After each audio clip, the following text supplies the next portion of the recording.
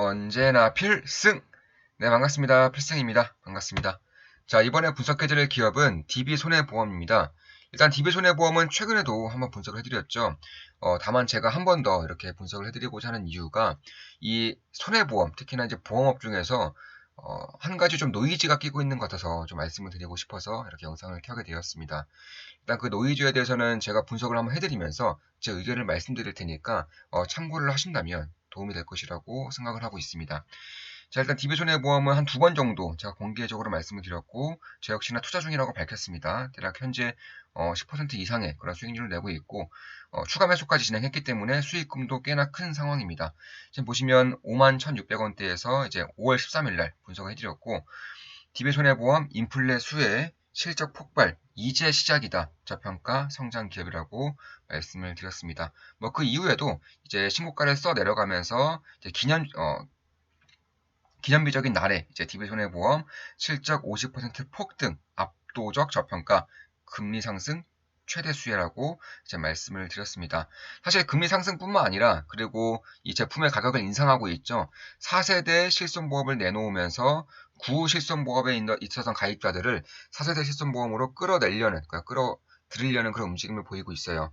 물론 겉으로 봤을 때에는 구실손보험이 훨씬 나은 거 아니냐는 그런 의견들이 있을 수 있습니다. 물론 사람마다 다르겠죠. 다만 보험업 쪽 입장에서 가장 골칫거리인 경우가 물론 규제일 수도 있어요. 다만 규제일 뿐만 아니라 이제 나이롱 환자들이죠. 대부분의 보험업 쪽에 대한 그 손해율을 이제 상위 5% 내에 이제 사람들이 끼친다는 것을 봤을 때에도 이 보험을 제대로 이용하고 있는 분들과 이용하지 않는 분들, 그리고 이용하는 분들에서도 나이롱 환자, 그러니까 꾀병 환자들이 상당히 많은 것을 알 수 있습니다. 근데 구손실의 문제가 이런 나이롱 환자들을 밝혀내지도 못할 뿐더러 상당히 좀 보험에 대한 그런 이익이 좀 세다 보니까 보험 기업들 입장에서는 손실이 좀 크게 나는 그런 경향이 좀 있습니다. 다만 4세대 실손보험 같은 경우에는 일단 보험 가격 자체는 싸요. 네, 매달 청구하는 비용이 쌉니다. 대신에 이제 보험을 청구할 때에는 많이 이용할 경우에는 보험금이 더 비싸지고 적게 이용할 때에는 보험금이 더 싸지는 그런 하이브리드적인 그런 보험이기 때문에 훨씬 더 나이롱 환자들이라던가 혹은 꾀병 환자들을 속아내기가 훨씬 더 쉬운 그런 특징이 있습니다. 따라서 이러한 부분에 대해서도 저는 보험업종에 대한 그런 제품이 완전히 탈바꿈되면서 가격도 인상되는 그런 흐름을 보이고 있기 때문에 상당히 좋은 움직임이라고 저는 생각을 하고 있어요. 특히나 이제 구실손보험에 남아있는 분들 같은 경우에는 이제 보험을 굉장히 많이 이용하시는 분들이겠죠. 이제 이분들에게도 손해율을 조금 낮추기 위해서 이제 실손보험에 대한 가격이라던가 혹은 자동차 보험에 대한 가격을 압도적으로 인상을 하겠다라고 밝힌 바가 있습니다.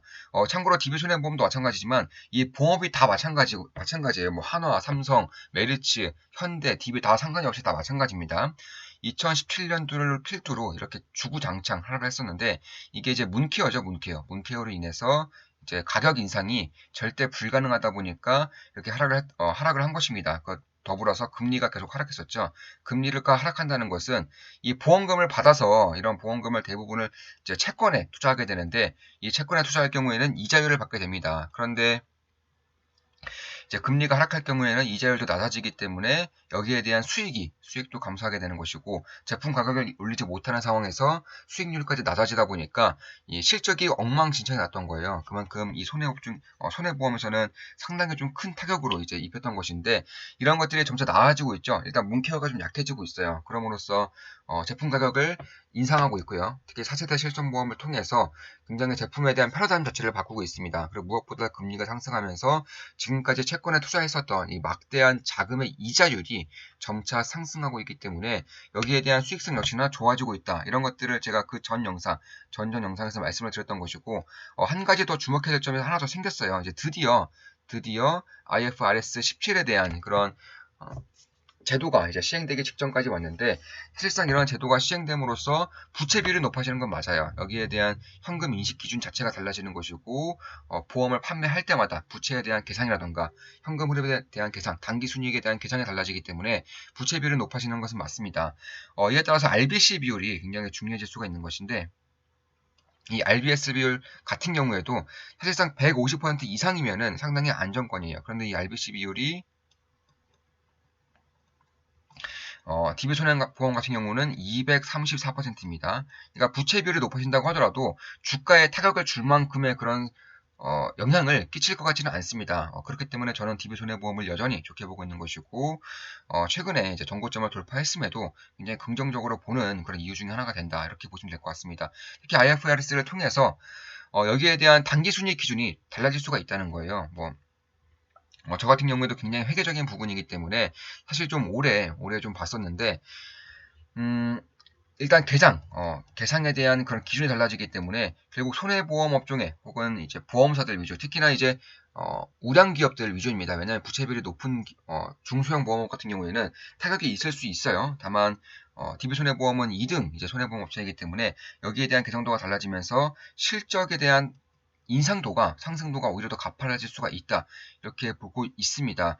특히나 좀 문제가 되는 것 중, 그러니까 문제라기보다는 여기에 대한 의문점으로 이제 보는 것 중에 하나가 메리츠 화재가 최근에 포문을 열었어요. 메리츠 화재가 이 보험업 중에 가장 큰 메리트 중에 하나인 배당을 이제 좀 많이 삭감을 했죠. 많이 삭감을 하면서 대신에 자사주 매입으로 하겠다. 그리고 더 나아가서 소각까지 이루어질 수 있도록 하겠다라고 밝히면서 주가가 단기간 내에 굉장히 좀 폭락을 했었습니다. 이러한 부분에 대해서 메리츠 화재가 포문을 열었기 때문에 이제 DB손해보험이라던가 삼성화재, 삼성생명, 현대해상 이런 기업들도 점차 배당금 삭감할 수 있는 이슈가 되는 거 아니냐, 이러한 의구심이 많이 퍼지고 있습니다. 따라서 주변에 이제 주식 투자를 하시는 분들, 굉장히 큰 돈을 굴리시는 분들도 보험업종을 상당히 좋게 보시는 분들이 많았지만 여기에 대한 의구심을 좀 벗겨내시지는 못하는 것 같았어요.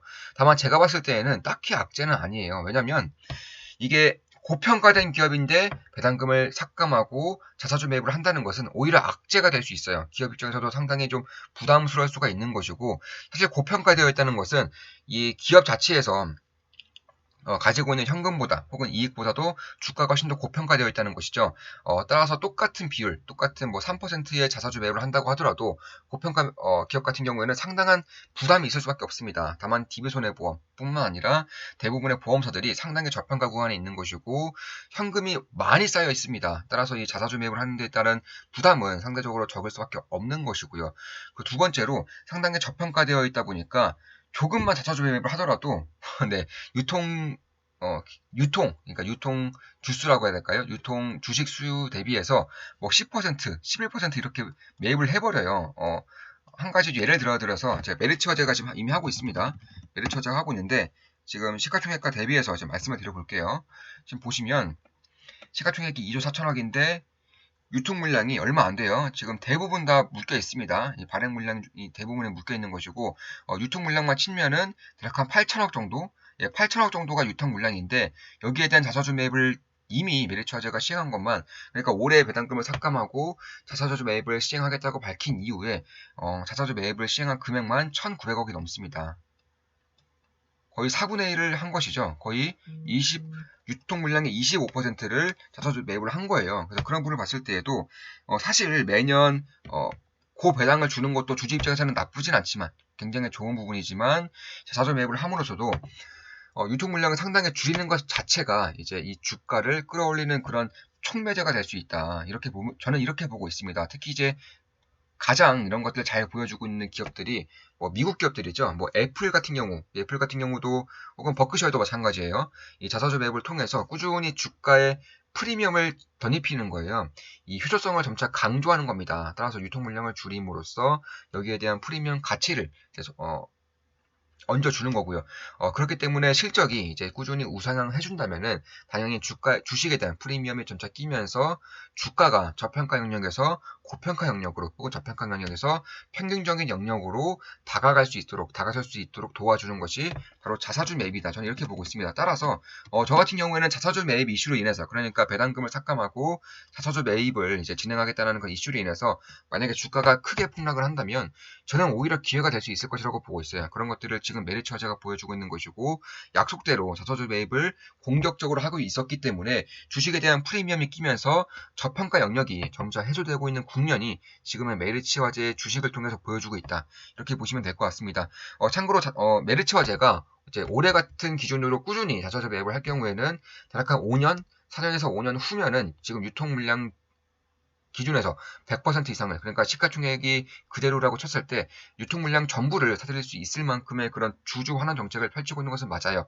배당금으로 주었던 것을 그대로 자사주 매입을 하다 보니까 이런 현상이 발생하고 있는 겁니다.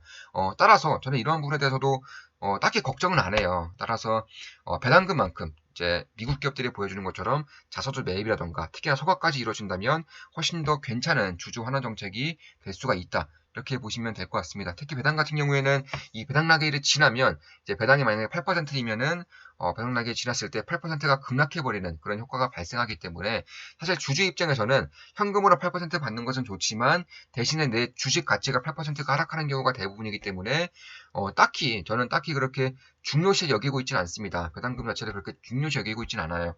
배당금보다는 기업에 대한 성장성이라던가 대주주의 그런 주주 친화적인 정책이라던가 무엇보다도 경제적 해자, 가격을 올릴 수 있는지에 대한 브랜드력 이런 것들을 훨씬 더 중요시하기 때문에 사실 보험업종 특히나 이제 배당금을 줄이고 자사주 매입을 늘리는 이러한 정책의 변경에 대해서는 딱히 걱정은 이제 하고 있지 않습니다. 특히 그뿐만 아니라 이제 보험업종에서도 디지털화가 점차 이루어지고 있어요. 이런 부분에 대해서도 이제 온라인 보험사들이 훨씬 더 잘 나갈 것이다. 기존의 보험사들, 뭐 삼성화재, DB손해보험 이렇게 무거운 기업들은 앞으로 실적이 많이 꺾일 것이다라고 예상하시는 분들이 대부분이었어요.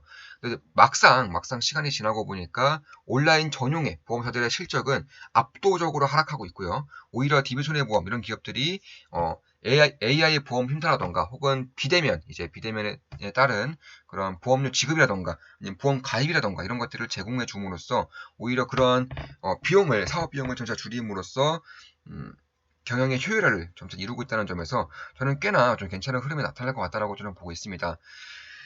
특히 이제 다른 이슈, 꽤나 좀 지난 이슈이긴 하지만 저는 이러한 이슈가 점차 실적 성장에 도움이 될 것이라고 보고 있어요. 그런 것들이 뭐냐면 자, 인센티브죠. 설계사 인센티브가 있습니다. 예를 들어서 이 설계사가 이제 저에게 보험을 가입시킴으로써 한 달에 10만 원짜리 보험을 가입시켰다. 그럼 과거에는 불과 3, 4년 전까지만 하더라도 이 설계사가 받는 금액이 150만 원, 많게는 180만 원 이렇게 받았어요. 보통 1500% 이상이었습니다. 인센티브율이 그랬어요. 그만큼 보험 설계사분들이 상당히 부자인 분들이 많은 이유도 이런 식의 압도적인 인센티브를 받았기 때문이에요. 그런데 정책 부분에서 그러니까 결국에는 이렇게 인센티브를 많이 줄 경우에는 기업은 소비자들에게 이런 부담을 전가시킬 수밖에 없는 것이고 소비자들이 그런 부담을 고스란히 떠안으면서 보험료의 가격 인상에 그런 명분을 줄 수밖에 없는 상황이었어요. 그런데 이번에 문케어를 통해서 보험사들의 실적이 엉망진창이 된 것은 맞지만 그와 더불어서 인센티브에 대한 상한제를 걸어버렸습니다. 그러니까 과거에는 1500% 이상의 인센티브가 있었다면은 이제는 1200% 이상으로 못 올립니다. 따라서 인센티브가 300%에서 약간 600%가량 이제 줄어들었기 때문에 여기에 대한 경영 효율화 그리고 사업비의 감소 효과도 저는 올해부터는 점차 나타날 수가 있겠다라고 보고 있습니다. 그에 따른 제품 가격 인상까지 만약에 더해준다면, 그러니까 보험료의 인상까지 더해준다면 우리가 예상했던 것보다 혹은 애널리스트들이 예상했던 것보다 훨씬 더 서프라이즈한 그런 실적이 저는 올해 하반기부터는 충분히 나올 가능성이 있다라고 보고 있는 거예요. 그렇기 때문에 지금 현재로서도 DB손해보험에 대한 큰 수익을 내고 있는 것은 맞지만 그럼에도 이제 중경적으로 보는 이유가 바로 이런 것들이다 이렇게 말씀드릴 수가 있겠습니다. 물론 제 모든 영상은 매도, 추천 리딩 아닌 거 다들 알고 계시죠? 참고하시면 되겠습니다. 자, 이것으로 방송 마치겠습니다. 지금까지 DB손해보험, 그런 보험업종에 대한 분석이었고, 최근 이슈에 대한 분석을 좀 해드렸습니다. 앞으로도 이제 좋은 기업 분석으로 찾아뵙겠습니다. 다들 아시죠? 좋아요, 알림 설정, 부탁드리겠습니다. 필승이었습니다. 다들 아시죠? 그리고 제 모든 영상은 매도, 추천 리딩 절대 아닙니다. 참고하시면 되겠습니다. 자, 필승이었습니다. 필승!